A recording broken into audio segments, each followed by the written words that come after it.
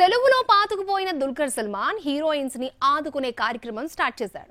ఆయన చేపట్టిన ఈ కొత్త పథకంలో అందరూ ఫ్లాప్ హీరోయిన్స్, ఫేడ్ అవుట్ భామలే. ఏరి కోరి ఇలాంటి వారినే సెలెక్ట్ చేస్తున్నాడు. దుల్కర్ హీరోయిన్స్ లిస్ట్ లో ఎవరెవరు ఉన్నారో చూద్దామా?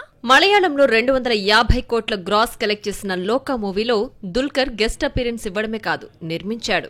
ఇందులో హీరోయిన్ గా ఫేడ్ అవుట్ భామ కళ్యాణి ప్రియదర్శన్ ను తీసుకుని అద్దరిపోయే హిట్ కొట్టాడు. తెలుగు మూవీ హలోతో వెండితెరకు పరిచయమైన కళ్యాణి కొన్నేళ్లుగా తెలుగులో కనిపించకుండా కొత్త లోకా హిట్ తో కంబ్యాక్ ఇచ్చింది. లక్కీ భాస్కర్ హిట్ తర్వాత దుల్కర్ సల్మాన్ నటించిన కాంతా రిలీజ్ కి రెడీగా ఉంది. ఇందులో సల్మాన్ సరసన భాగ్యశ్రీ బోర్సే నటించింది. ఈ అమ్మడి debut movie mister Bachchan disaster అయింది. రెండో సినిమా కింగ్డమ్ కూడా ఫ్లాపే. ఇలాంటి సెంటిమెంట్ ను పక్కన పెట్టి భాగ్యశ్రీకి గ్రీన్ సిగ్నల్ ఇచ్చాడు దుల్కర్ మరో కొత్త సినిమాలో Pooja Hegde heroine. Pooja Hegde ఫ్లాపుల్లో double hat trick కొట్టింది. దీంతో ఆమెకు ఇచ్చిన గుంటూరు కారం, ఉస్తాద్ భగత్ సింగ్ ఛాన్సులు టాలీవుడ్ లాగేసుకుంది. 3 ఏళ్లుగా తెలుగులో ఒక్క ఆఫర్ లేదు.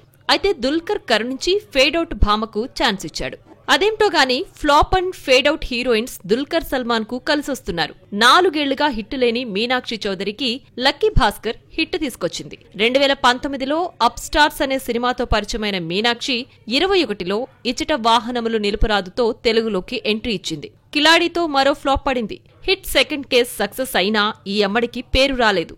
గుంటూరు కారంలో మీనాక్షి రోల్ కు ఇంపార్టెన్సే లేదు. అయితే లక్కీ భాస్కర్ లో మీనాక్షికి ప్రాధాన్యమున్న రోల్ ఇవ్వడమే కాదు, హిట్ ఇచ్చాడు. తెలుగులో నిలబడేలా చేశాడు దుల్కర్.